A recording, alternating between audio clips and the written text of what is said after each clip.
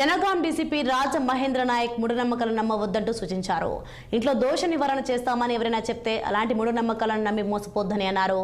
దోష నివారణ పూజలు చేస్తామంటూ నమ్మించి 55 లక్షల రూపాయలు కాజేసిన ఓ హిజ్రాతో పాటు 4 నిందితులను నేడు అరెస్ట్ చేశామన్నారు.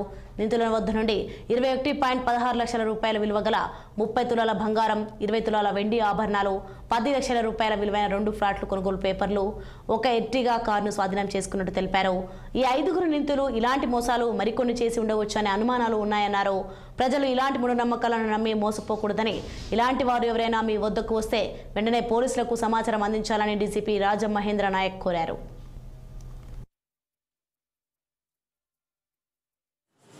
మన జనగాం పిఎస్ లిమిట్స్లో క్రైమ్ నెంబర్ 677 చీటింగ్ కేసు నమోదు చేయడం జరిగింది.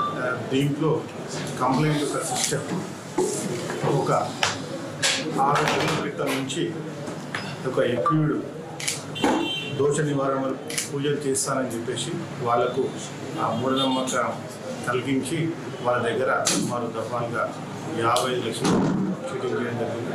ఈ విషయంలో వాళ్ళు కంప్లైంట్ ఇస్తే ఈ కంప్లైంట్ రిజిస్టర్ చేయడం జరిగింది. అయితే ఇక ఆమె ఎవరి దగ్గర అయితే విక్టిమ్ బాధితురాలు ఎవరి దగ్గర అయితే మోసపోయిందో ఆమెను గుర్తించడం జరిగింది. ఈరోజు మన జనగాం పట్టణంలో వెహికల్స్ చెక్ చేస్తుందంటే సిఐ దామోదరి ఆధ్వర్యంలో ఈరోజు మనకు వాళ్ళు పట్టబడడం జరిగింది.